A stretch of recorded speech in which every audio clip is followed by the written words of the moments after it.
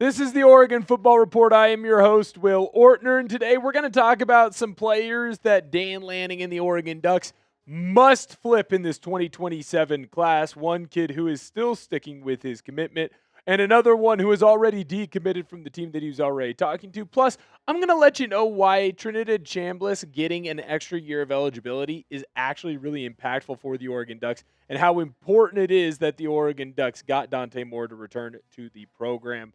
The first player that we're going to talk about is the beast from West Texas, and that, of course, is Jalen Brewster. This kid is unbelievable. While he is an interior defensive lineman standing at well over 6 feet tall and is already over 300 pounds, I cannot believe that I'm going to tell you this. I watched his running back highlights today. That's how freaking good he is. When we look at how well he has performed with rivals in the different camps that they have had there, he is obviously the top dog MVP, and that's over the likes of guys like Emmanuel Ihanacho, who is already committed to the University of Oregon. So a player who is still in high school and is going to be in high school for quite some time is already listed at a higher level and a higher number than some of the guys that are already 5 stars in college football programs or 5 stars just going into football programs right now. I'm going to tell you how the Ducks can potentially flip him in just a moment, but I need to ask you to come on in and hit that subscribe button. Right now, we are trying to catch back up to the Rams report. We started before them, we were ahead of them, and then unfortunately for us, the Rams, well, they went on a little bit of a run. So help us out. Let's make sure that we catch them right now. Hit that subscribe button. You're going to get Oregon football content throughout the year of 2026. So back in 2025, the October, Brewster ended up committing to Texas Tech University. He felt like he had a really good relationship with the team over there. He felt like he was comfortable. He was happy to be with that squad. It is important to note with Brewster, though, and his commitment to Texas Tech, he felt very comfortable with Zarnell Fitch, who is the defensive line coach there, or I should say, was the defensive line coach there. This coming to us from Chris Hummer. He said that Texas Tech, or he announced that Texas Tech had decided that they were going to move on from Zarnell Fitch in the 2026 season. And there were a lot of people who were interested to see what the 2027 recruiting class of D linemen had to say about Fitch leaving. And most of the players were like, hey, that's okay. We're still really strong in with the rest of the staff that's there. We're really excited. Then Jalen Brewster said this. He said, we don't know who the new D-line coach is, but I have other schools that are in the mix now. Of course, he's talking about different schools, more so leaning towards like an Indiana or an Ohio State, but Oregon was definitely in the mix for him. That, to me, makes it sound like, hey, Brewster is someone that the Oregon Ducks could definitely go after and could potentially flip. Do you think that the Ducks could flip Jalen Brewster? Personally, I do. I'd be down in the comment section right now typing yes. If you agree with me, you'll type that yes down below. If you disagree with me, you will type no. When we look at this quote from his father, Robert Brewster, he had a little bit of a different take and kind of poured some cold water on the excitement of different schools when it came to Jalen Brewster potentially coming to the University of Oregon. He said, it's not a story. I'm laughing how people misinterpret these kids. Y'all talk to the child instead of the adults. Everything is good. These kids are just kids. And I find that an interesting kind of a take, and Brewster has kind of walked back his whole, we don't know who the coach is going to be over there, and other teams are now in the mix. But to me, it does feel like there are some cracks in the armor of Texas Tech's commitment with Jalen Brewster. If I'm the Oregon football team, I'm at least making multiple calls. I am making a big push if I'm Lanning and Hampton, the defensive coordinator, to try and bring in Brewster in 2027. When we look at the defensive line crew right now that the Ducks have, you have Tatum Tuioti, Amari Washington, Bear Alexander, and Mateo Uyunglele. Those are 4 stars, right? 4 of them, legit, real-time, big-time performers who are going to play on Sundays. In fact, you probably have 2, maybe 3 first-round picks there. But here's what's important. All of those guys are going to be gone in 2027. Brewster could instantly come in and be a starter for this team and for this crew.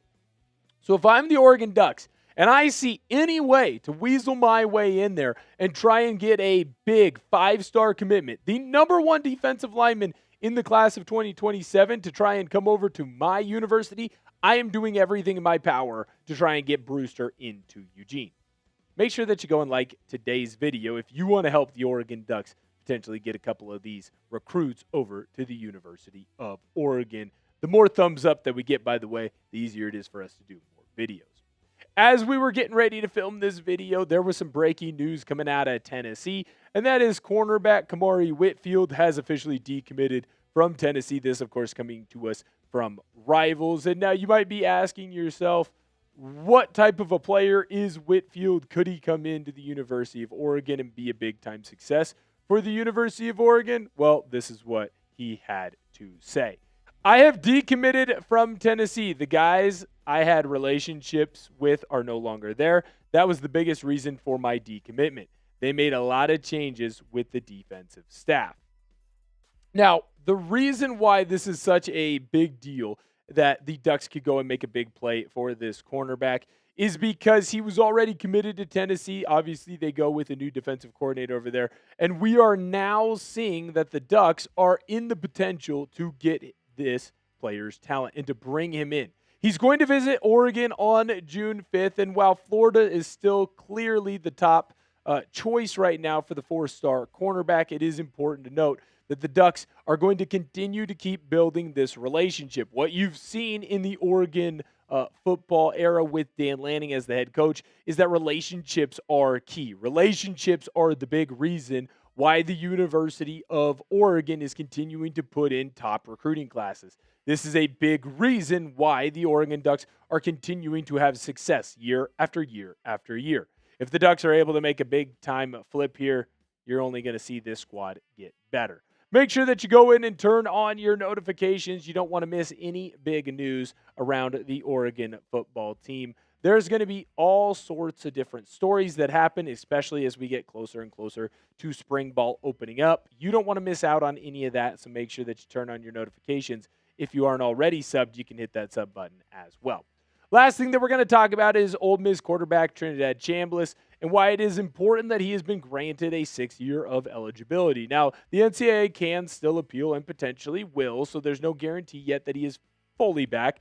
But I have a hard time seeing the NCAA win any kind of litigation right now because, well, they never do. So when I look at Chambliss coming back to Ole Miss, I think it's important to note that Dante Moore returning to Oregon has just become maybe the biggest deal that it ever has been, and it continues to grow. Why do I say this? Well, Ole Miss getting a quarterback like Chambliss back, a guy who had a lot of success this last year at Ole Miss, just makes them a more formidable opponent if Oregon were to meet them in the college football playoff.